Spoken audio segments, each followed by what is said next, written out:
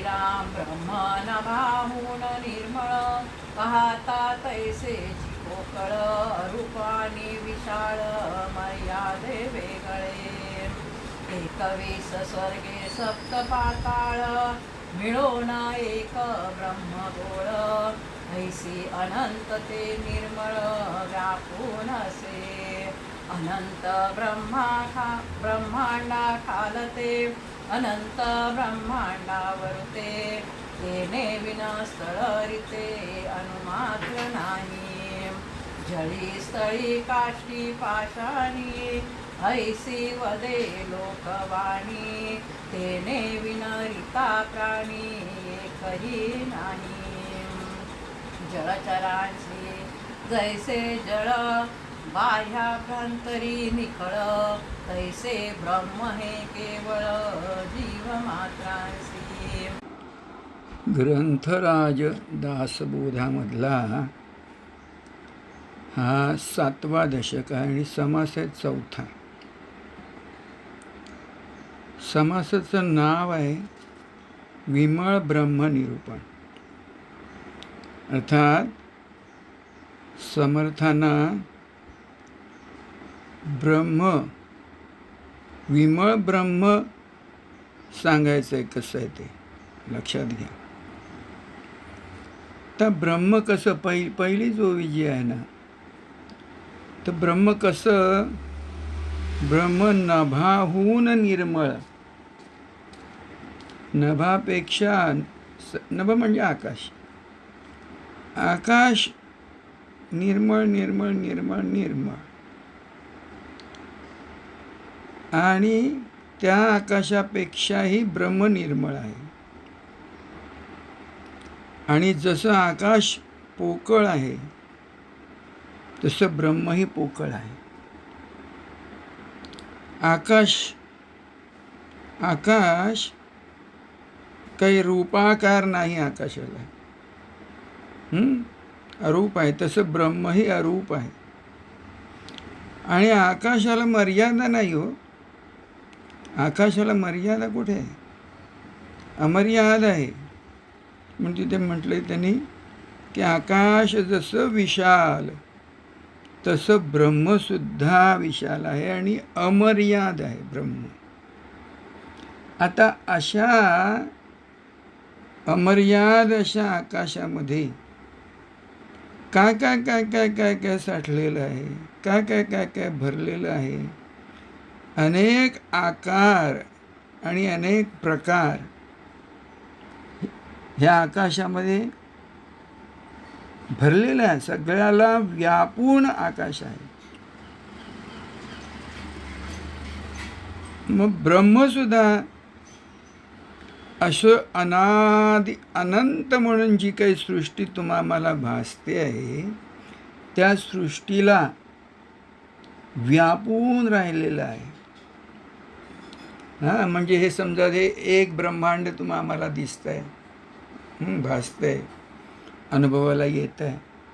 अशी अनंत ब्रह्मांड त्या ब्रह्माच्या पोटात सामावलेली आहे.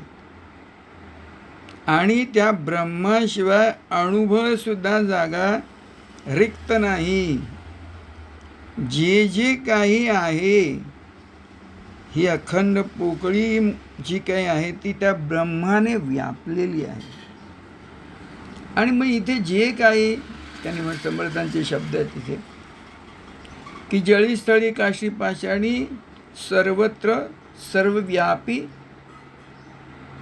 असं ते ब्रह्म आहे. प्राणी मात्र कुठचाही अगदी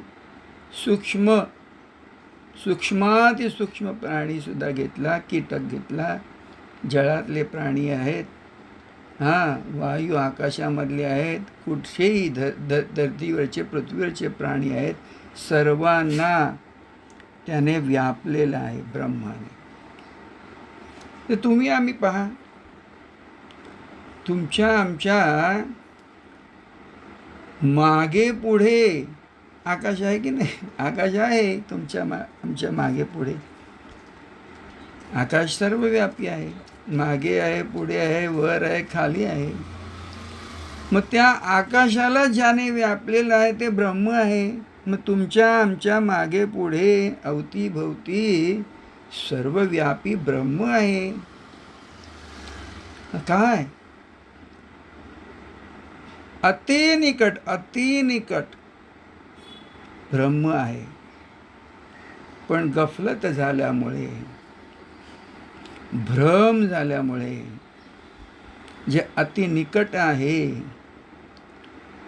ते अप्राप्त झालेलं आहे, म्हणजे तुमच्या आमच्या समजुतीच्या पलीकडे राहिलेलं आहे.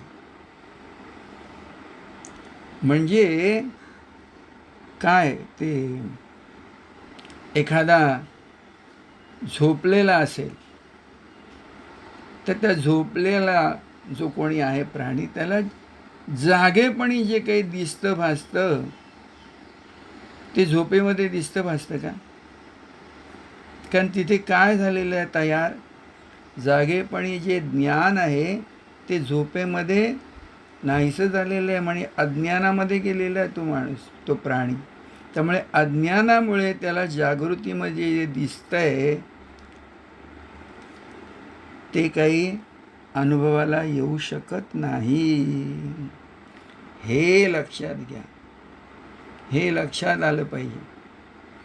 तेव्हा आता सुद्धा तुम्ही आम्ही ही जी जागृती म्हणून जो काही अनुभव घेतो आहोत, त्या जागृतीमध्ये आपल्याला ब्रह्म भासत नाही आहे, ब्रह्म अनुभवाला येत नाही आहे, अवतीभवती आहे तरीसुद्धा. कारण ही जागृतीचा जो अनुभव आहे तुमचा आमचा, तो अज्ञानाचा अनुभव आहे. अज्ञानाची झोपच तुम्ही आम्ही घेत आहोत. त्यामुळे अवतीभवतीचं ब्रह्म तुम्हा आम्हाला दुष्प्राप्य झालेलं आहे, अप्राप्य झालेलं आहे. तेव्हा समर्थांनी म्हटलंय तिथे समासामध्ये की ज्याने त्याने आपापल्या अनुभवाने जागृतीला यायचं आहे प्रत्येकाने. आणि ती जागृती कसली असली पाहिजे? ज्ञान जागृती असली पाहिजे. ज्ञानाने जागृतीला. आता तुम्ही स्वतःला काय समजता ते पहा. काय तुम्ही समजता स्वतःला? कोणतं रूप आहे तुमच्या ठाई तुमचं म्हणून? काय झालेली आहे गफलत? प्रत्येकाने आपल्याला, आता तुम्ही ऐकत आहात इथे बसून, काहीतरी समजून घेत आहात इथे बसून. हां, तर हे जे काही चाललेलं आहे ते काय चाललेलं आहे? तर तुमच्या गाठी एक जन्म अनुभव आलेला आहे आणि तो तुम्ही घट्ट धरून ठेवलेला आहे. तर जन्म कशाचा झाला आहे? कोणाचा झालेला आहे? तुमचा जन्म झालेला आहे का?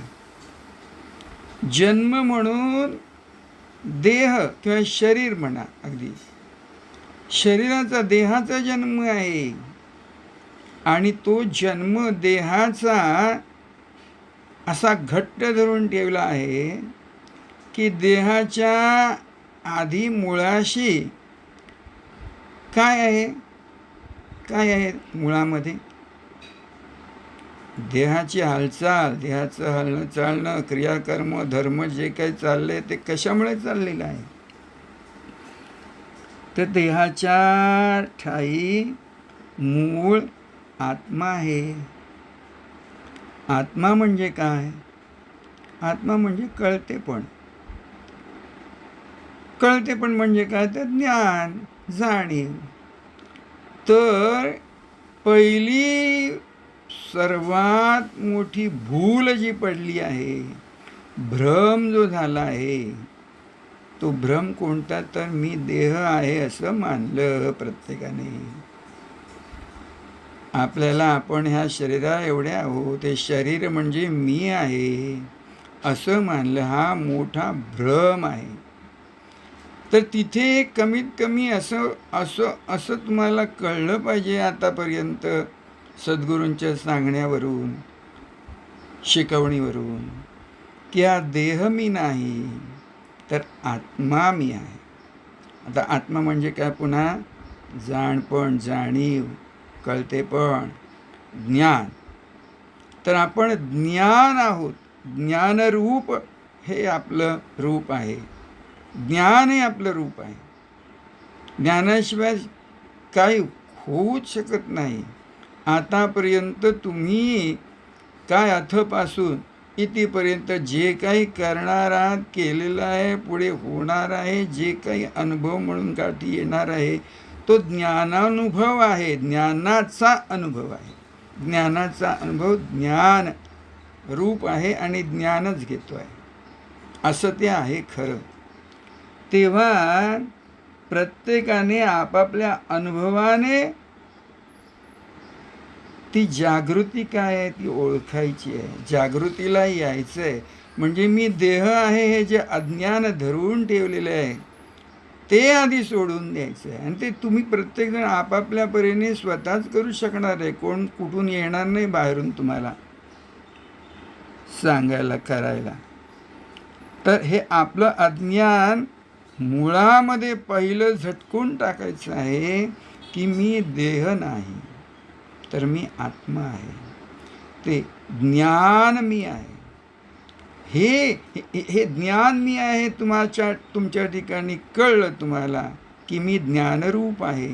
ती जागृती असणार.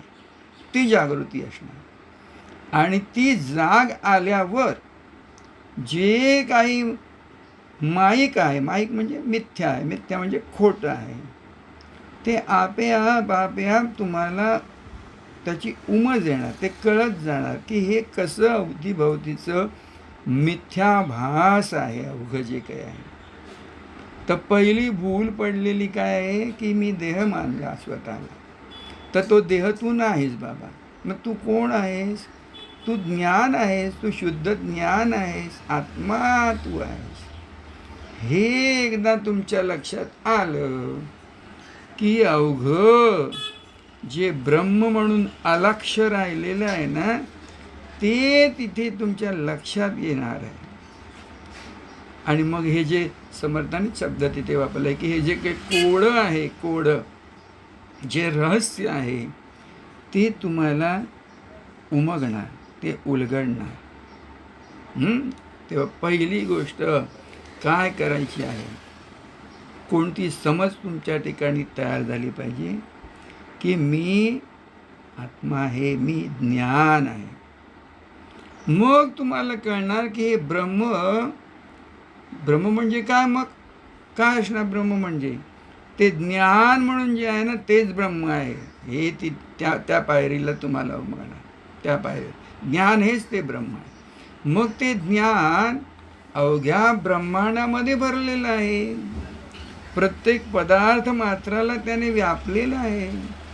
जे काही सर्वत्र दिसत भासत आहे तेवढी व्याप्ती त्या ज्ञानाची आहे, त्या ब्रह्माची आहे. आता ते ज्ञान म्हणजे कोण आहे तर तुम्ही आहात. ते ब्रह्म म्हणजे कोण आहे तर तुम्ही आहात. कारण तुम्ही देहरूप आपण आहोत हे अमान्य केलेलं आहे. आणि आपण ज्ञानरूप आहोत. आत्मा हे आपलं रूप आहे.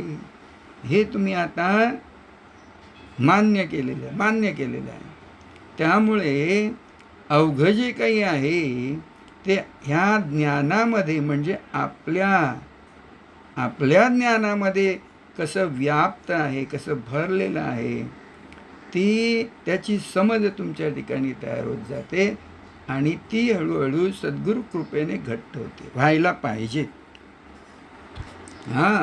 तर सर्वव्यापी असं ते आत्मरूप तुम्हाला तुमच्या ठाई गवसणार.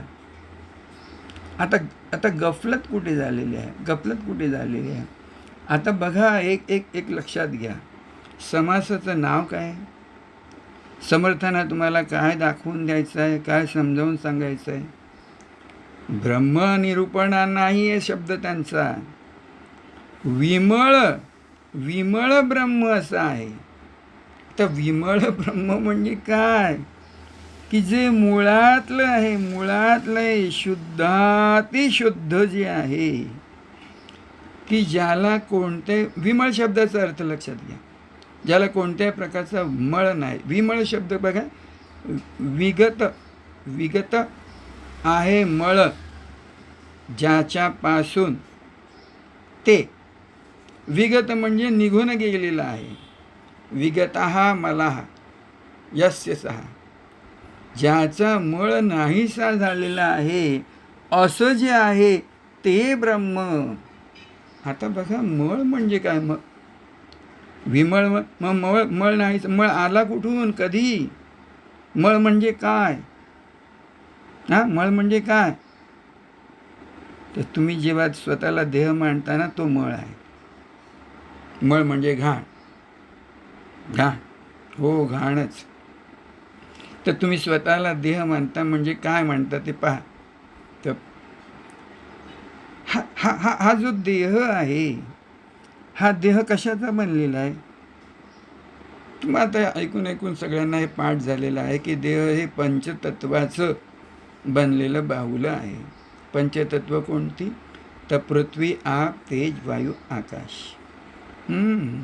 तर हा जो मळ मळ म्हणतात ना, तो मळ ह्या 5 तत्वाचा आहे. 5 तत्वांचा आहे तो देह, ज्याचा बनलेला आहे तो मळ आहे. म्हणून तिथे समर्थ म्हटलं पंचभूती असे मिश्रित. हे ब्रह्म जे आहे ना, ते पंचभूतामध्ये कालवलेलं आहे.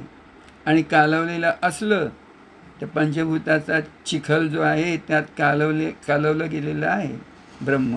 परंतु ते पंचभूतातीत आहे. पंचभूतातीत आहे. पंकी आकाश अलिप्त असं शब्द आहे त्यांचं. पंक म्हणजे चिखल. चिखल सगळं आहे. चिखल म्हणजे रेंदा. हा देह म्हणजे तो चिखलच आहे. पृथ्वी, आप, तेज, वायू, आकाश असल्यामुळे ते धरलं गेलेलं आहे, उभं राहिलेलं आहे सगळं. तर ते पंकी आकाश अलिप्त. चिखलामध्ये सगळी तत्व आहेत. आकाशही आहे, परंतु आकाशाला चिखल लागत नाही, चिखल स्पर्श करू शकत नाही. किंवा ह्या देहाच्या सगळ्या रेंद्यामध्ये, चिखलामध्ये ते आकाश जरी असलं तरी देहाचा त्याला स्पर्श नाही, त्या चिखलाचा. अस्थि, मांस, रक्त जे काही आहे पंचभूताचं, त्या पंचभूताच्या रसाचा आकाशाला स्पर्श नाही. आकाश आहे म्हणून ते सगळं उभं आहे. परंतु त्या आकाशाला जर स्पर्श नाही तर आकाशाहून मृद आणि आकाशाहून कठोर म्हणजे अभेद्य असं जे ब्रह्म आहे त्याला तरी त्या ब्रह्माला तरी पंचभूताचा स्पर्श कसा होऊ शकेल? शक्य नाही ना. म्हणून एक लक्षात घ्या की खम ब्रह्म असं म्हटलेलं आहे किंवा गगन सदृश ब्रह्म असं म्हटलेलं आहे. तेव्हा ब्रह्म कसं आहे? 5 भूत जी आहेत, पंचतत्व जी आहेत, त्याचा त्याला स्पर्श नाही. परंतु अगदी सूक्ष्मात सूक्ष्म कोणतं आहे तर आकाश आहे. आणि म्हणून श्रुती आणि स्मृतीमध्ये वर्णन करताना आकाशाला ब्रह्माला कसली उपमा दिलेली आहे? खम ब्रह्म म्हटलेलं आहे किंवा गगन सदृश असं ब्रह्म आहे असं म्हटलेलं आहे. गगनाला भिडलेला, गगनाची जायला असा तो सद्गुरू म्हणजे ब्रह्म, परब्रह्म.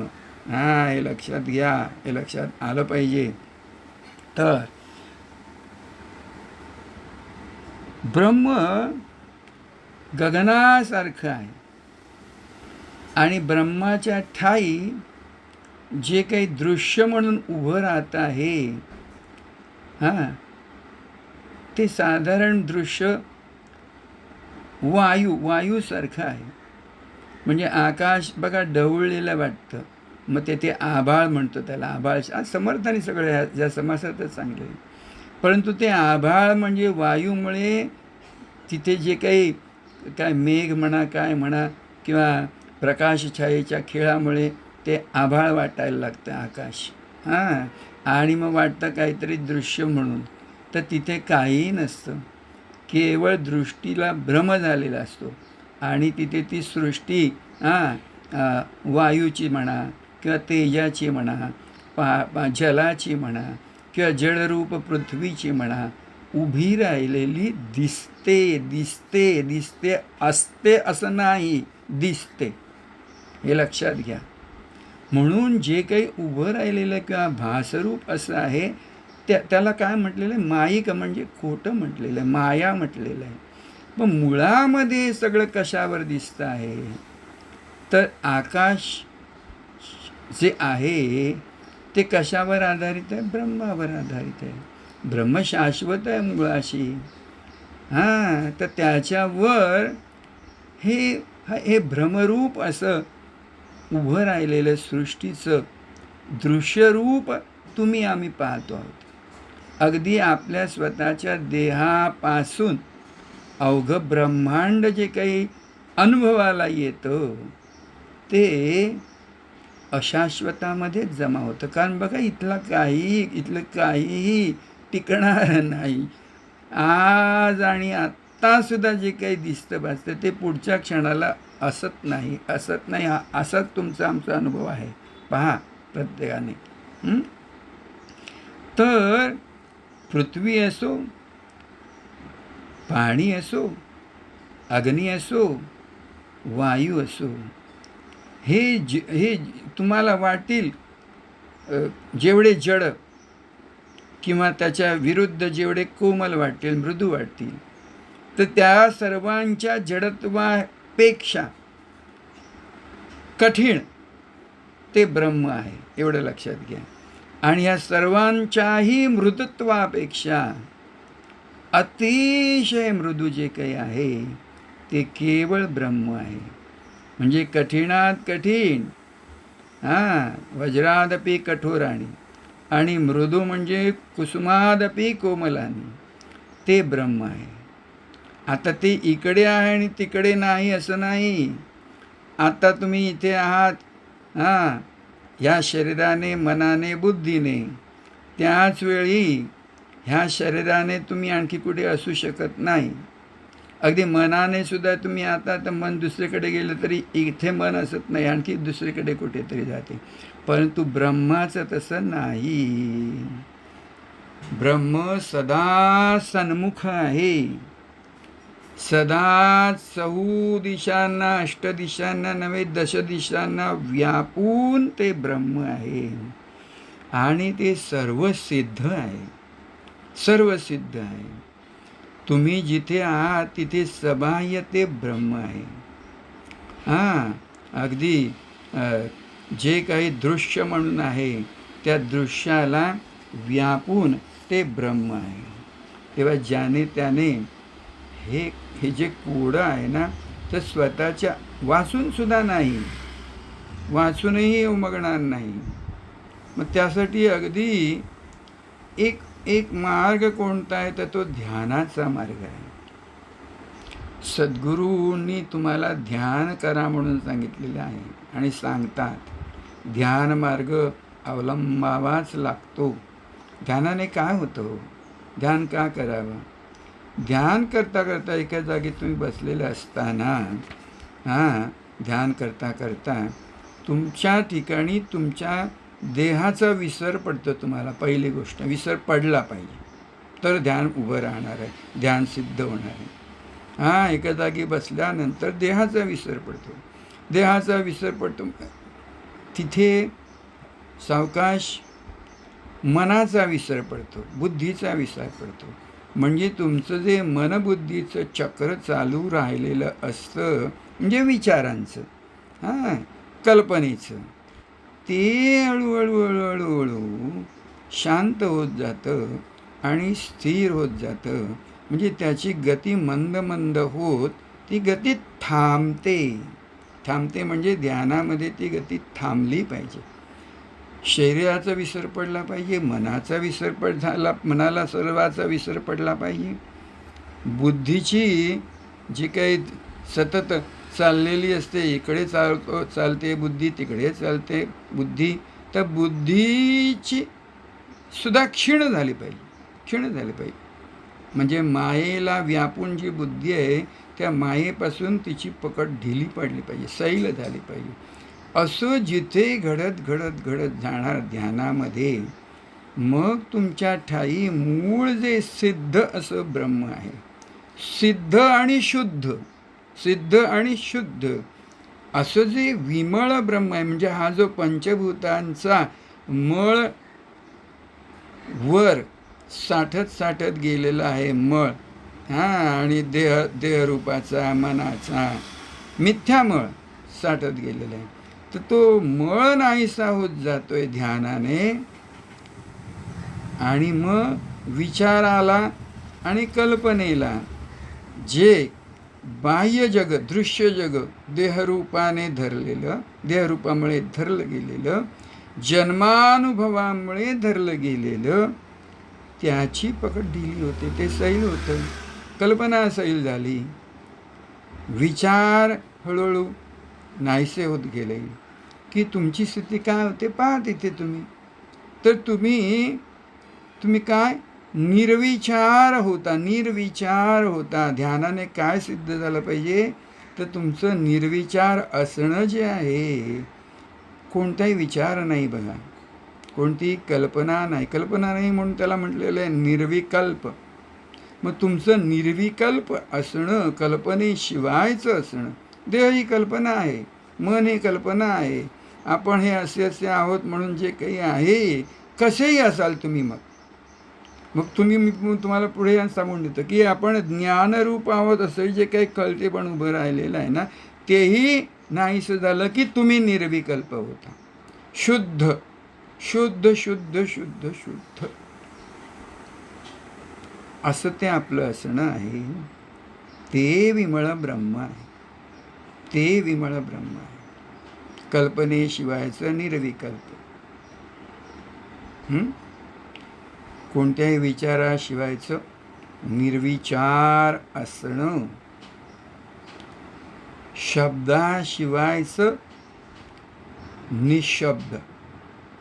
निशब्द शब्द म्हणजे गोंगाट आहे, शब्द म्हणजे गोंगाट आहे कल्पनेचा, तर तो शब्दसुद्धा शांत झाला पाहिजे.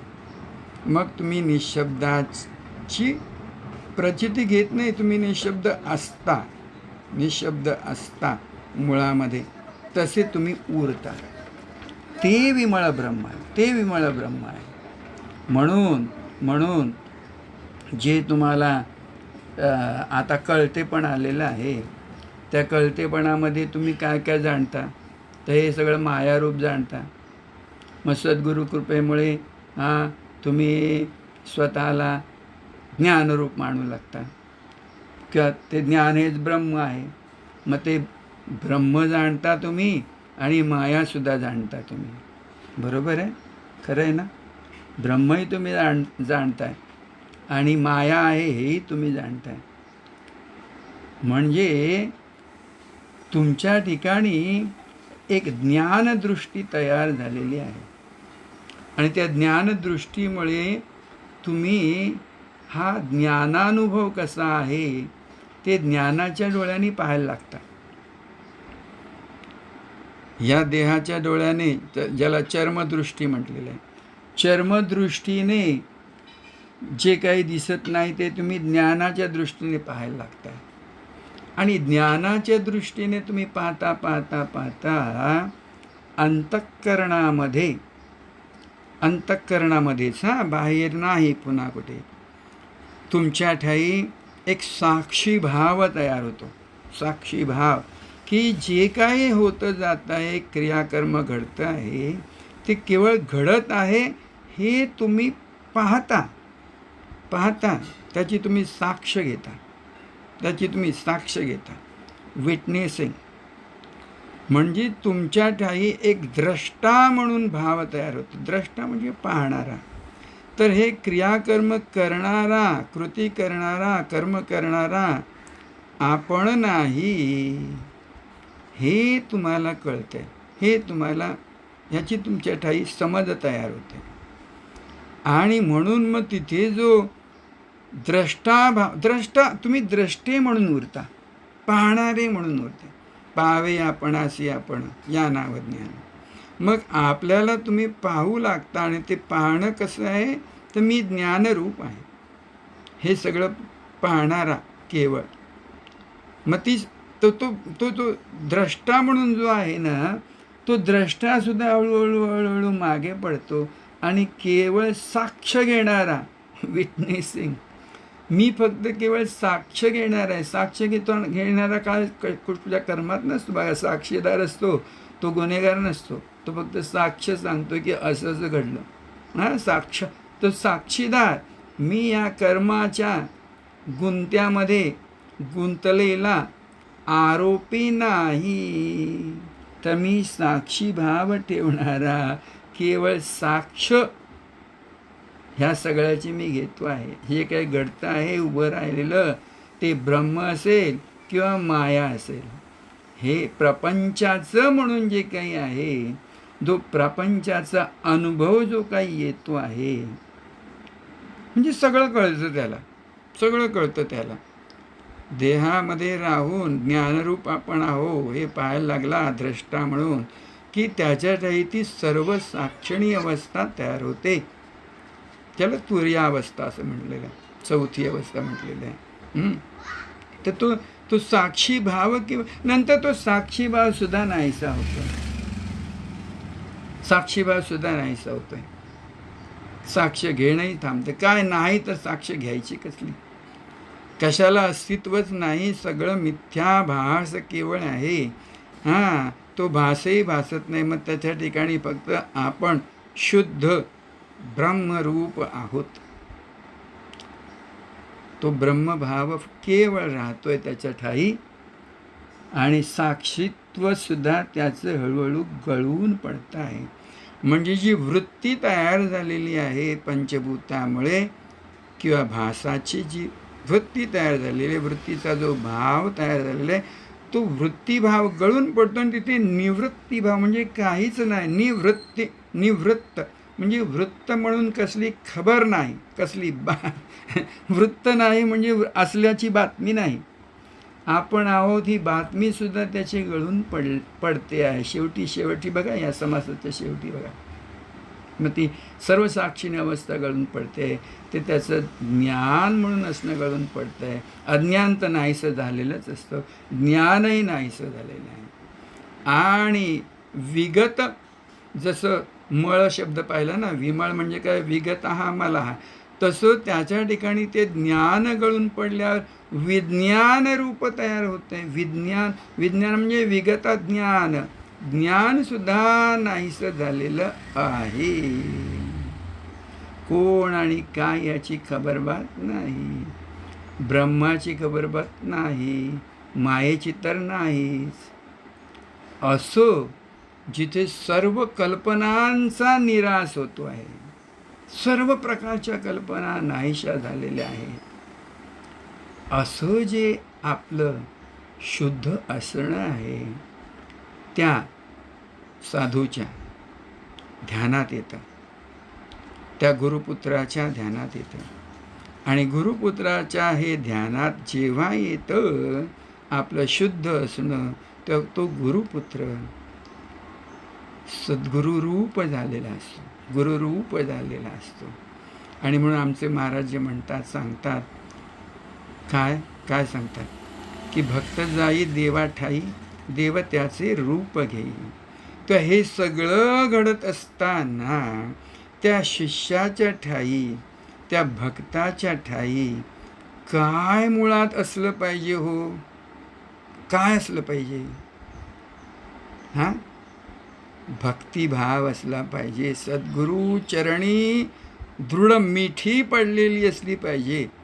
सद्गुरू चरणाशिवाय दुसरं काही सुचत नाही. हां, असा भाव गुरुपुत्राच्या, शिष्याच्या, सत्शिष्याच्या ठाई असला पाहिजे.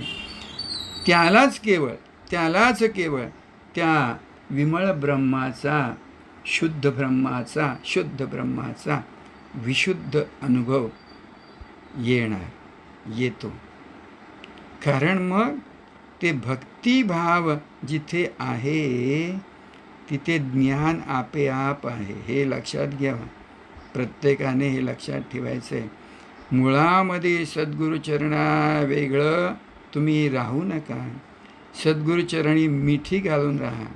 ते सद्गुरू चरणाची प्रीती धरा. जे प्रेम असलं पाहिजे ते केवळ सद्गुरू शिवाय, सद्गुरू शिवाय अन्य नाही, असं ते प्रेम असलं पाहिजे. विशुद्ध प्रेम असलं पाहिजे. आणि प्रेम म्हणजे भक्ती, हे ध्यानात घ्या. त्या गुरुवचन प्रेमाने आठवा, गुरुचरण प्रेमाने आठवा. आणि हे करता करता करता ते ध्यान सिद्ध होतं. आणि ते ध्यान सिद्ध होताना जे अज्ञान आहे ते गळून पडतं, शुद्ध ज्ञान उमलतं. आणि ते शुद्ध ज्ञान म्हणजे काय? विमळ ब्रह्म. विमळ ब्रह्म, ते शुद्ध ज्ञान म्हणजे काय? विमळ ब्रह्म. तर त्या विमळ ब्रह्माची प्रचिती प्रत्येकाला येतेच येते. गुरुपुत्राला जर निष्ठा, सद्गुरुनिष्ठा कशी अभंग असेल, निश्चल असेल, तर येतेच येते आणि येणारच. निसर्गदत्त. निसर्गदत्त म्हणजे काय? निसर्गदत्त म्हणजे विमळ ब्रह्म. निसर्गदत्त म्हणजे काय? विमळ ब्रह्म. जे सहज आहे, सहज आहे, जे आपोआप आहे, ते विमळ ब्रह्म आहे. आज एकादशी आहे ना, आजच्या एकादशीचं हे निरूपण आहे. तर ती एकच दशा आहे केवळ, विमळ ब्रह्मदशा. हे ध्यानात ठेवा. आणि हे कल्पनेचं म्हणून जे काही सदोदित तुम्हाला छळतं आहे अनुभवाला येऊन, त्या ह्या अनुभवाच्या सगळ्याच्या मुळामध्ये जे आहे ते विमळ ब्रह्म आहे. आणि ते आपण स्वयं निजांगे आहोत. हे ध्यानात ठेवा, हे ध्यानात ठेवा. आणि त्या ध्यानाचा निश्चय करा की आपणच ते शुद्ध बुद्ध विमळ ब्रह्म आहोत. जय गुरु. राजाधिराज सद्गुरुनाथ निसर्गदत्त महाराज की जय. राजाधिराज सद्गुरुनाथ सिद्धरामेश्वर महाराज की जय.